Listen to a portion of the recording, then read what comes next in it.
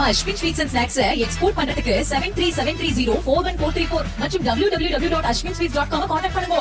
டிட்வா புயல் எதிரொலியால் நாகை மாவட்டம் வேளாங்கண்ணியில் கடல் சீற்றமாக காணப்படும் நிலையிலும் ஆபத்தை உணராமல் மக்கள் அங்கு குளித்து வருகிறார்கள். பொதுமக்கள் அவசியமில்லாமல் வெளியே வர வேண்டாம் என அறிவுறுத்திய போதும் கடற்கரையில் மக்கள் தொடர்ந்து குவிந்தும் வருகிறார்கள். அந்த காட்சிகளையும் பார்க்கலாம்.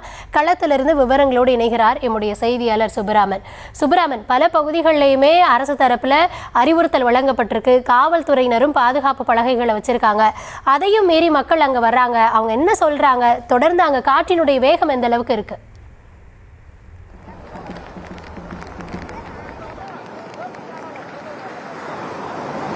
கௌதமி வணக்கம். நம் காட்சிகளில் பார்க்கும் பொழுதே தெரியும் அந்த அலையினுடைய வேகம் எந்த அளவுக்கு இருக்கிறது என்பதை நம்மால் பார்க்க முடியுது.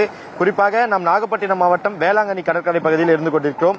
அந்த டிட்வா புயலின் காரணமாக இந்த பகுதியில், அதாவது இந்த நாகப்பட்டினம் இந்த கடலோர பகுதிகளில் மழை 2 நாட்களாக பெய்து வருகிறது. குறிப்பாக கடற்கரை பகுதிக்கு யாரும் செல்ல வேண்டாம், ஆபத்தை உணராமல் யாரும் செல்லக்கூடாது என்று மாவட்ட நிர்வாகத்தின் சார்பாக ஏற்கனவே அறிவுறுத்தலானது கொடுக்கப்பட்டிருக்கிறது.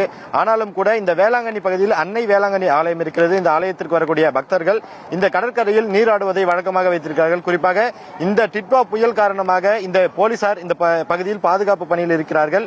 யாரும் கடலுக்கு உள்ளே செல்லாதீர்கள், யாரும் குளிக்க வேண்டாம்.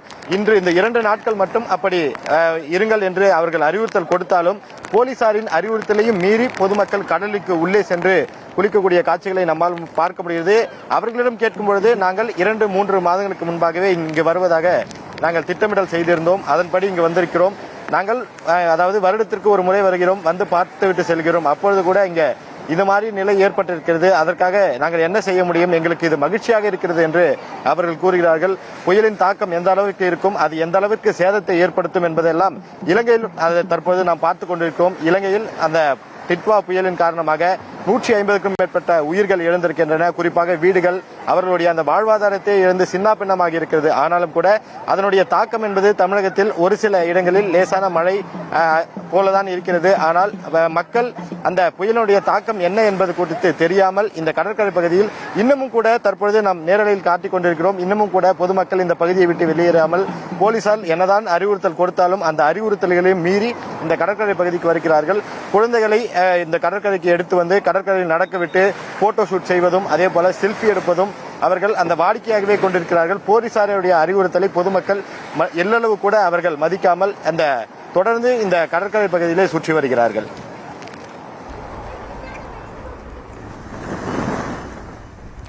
களத்திலிருந்து விவரங்களை வழங்கியமைக்கு நன்றி சுப்பராமன்.